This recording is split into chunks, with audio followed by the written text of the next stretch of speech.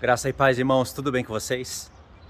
Você conhece sobre o mistério de juntas e medulas no corpo de Cristo? Se você não conhece, eu vou acrescentar mais uma porção dessas revelações para vocês. Em Efésios capítulo 4, vai aparecer essa expressão, juntas, partes do corpo, né, que são todos ligados por juntas, e até mesmo medulas nas partes mais internas do corpo.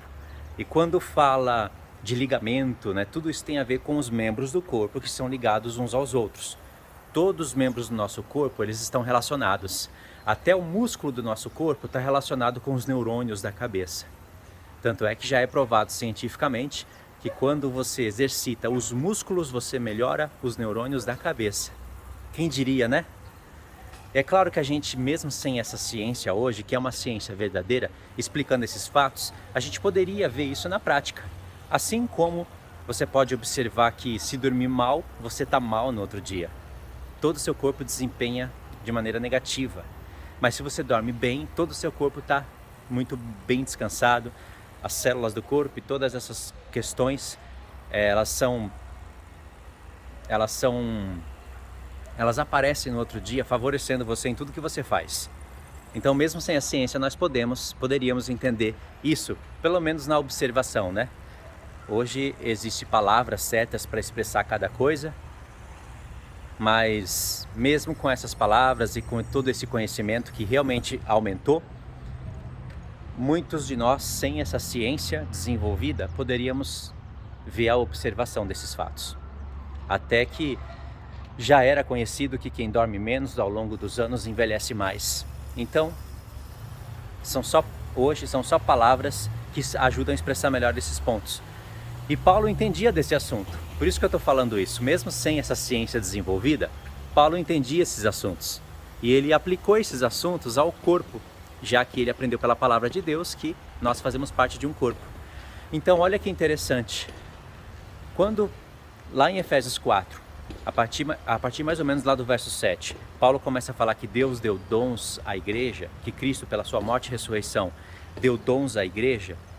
Aí ele começa a falar que Deus estabeleceu aqueles ministérios para a igreja: apóstolos, profetas, evangelistas, pastores e mestres. E tudo isso Paulo fala que é para a edificação do corpo, até chegarmos à plenitude da estatura de varão perfeito. Ou seja, esses ministérios existirão até o corpo de Cristo ser glorificado. E esses ministérios que tiram as pessoas das trevas e trazem para a luz. Se esse ministério for atacado ou afetado de alguma maneira, o corpo não vai estar agindo de maneira correta. Pessoas vão continuar nas trevas, o corpo vai continuar fazendo alguma coisa, mas pessoas continuarão nas trevas.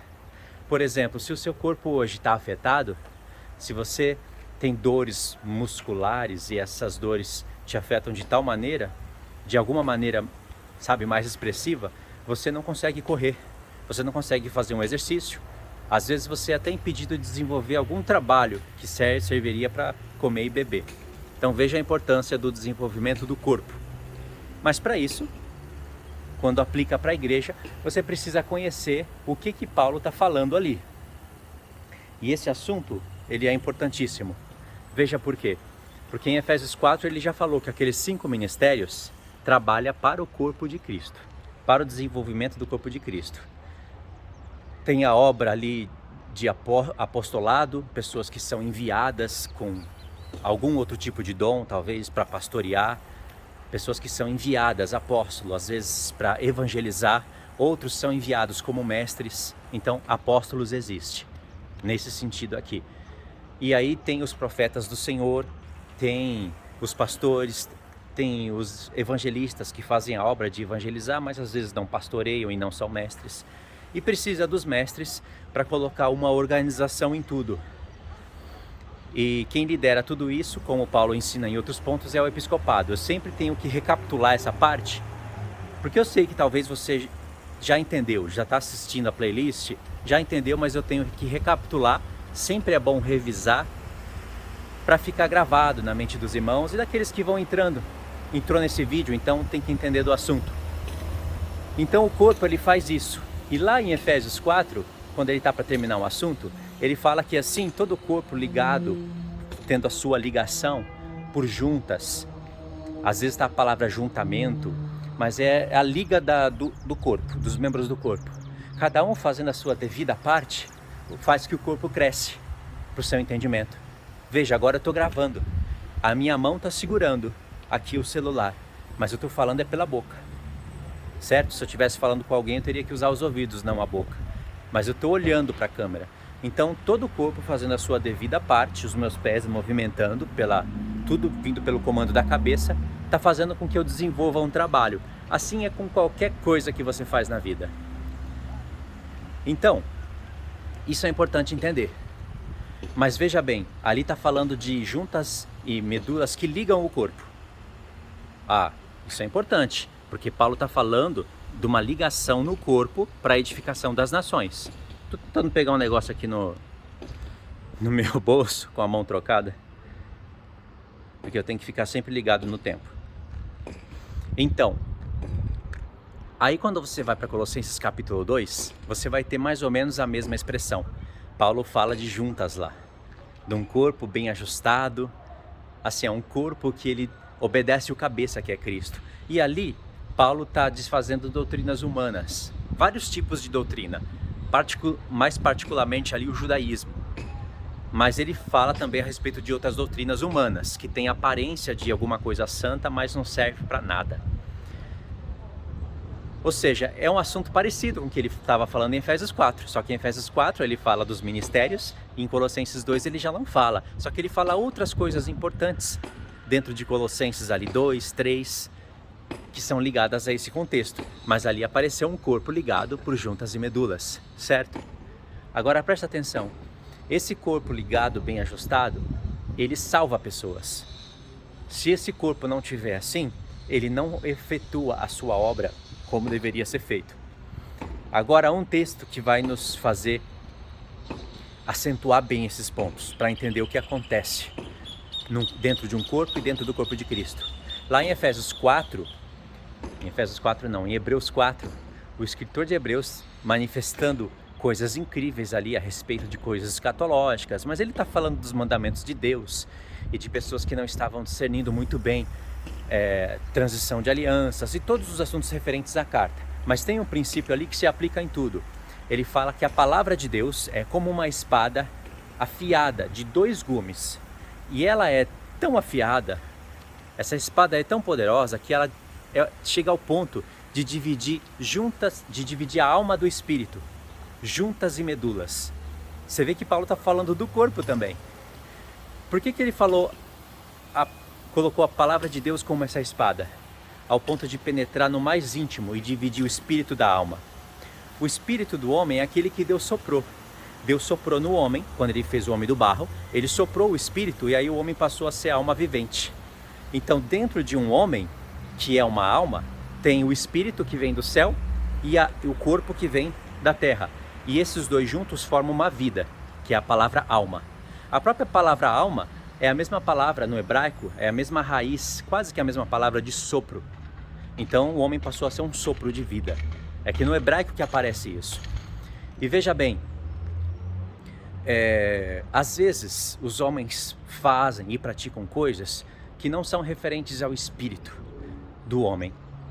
É referente mais ao lado da alma. Veja bem o que eu estou querendo dizer. Quando Deus habita no nosso corpo, ele vem morar no nosso espírito. Só que o nosso espírito, que Deus soprou no homem, que nos dá inteligência para falar e discernir, ele está no corpo.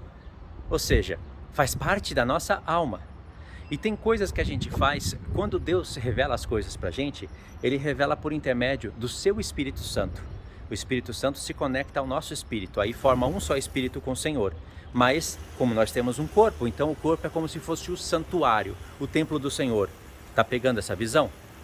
E aí, muitas das vezes, os homens, eles vão praticar coisas que são referentes à alma do homem, não ligadas ao espírito. Ao espírito, quando o espírito do homem está ligado ao espírito do Senhor. Então precisa de uma espada afiada de 2 gumes, que penetra até o fundo para falar, peraí, isso daqui é alma, isso daqui é espírito. Quando fala espírito, se refere ao espírito do homem, mas que é ligado ao espírito do Senhor. Então às vezes você está fazendo coisa com a sua alma, falando coisas com a sua alma, pregando coisas, ensinando coisas da sua alma, mas que não estão relacionadas ao Espírito do Senhor. E a palavra de Deus é apta para discernir isso, entendeu? E aí vem juntas e medulas, porque está falando de um corpo.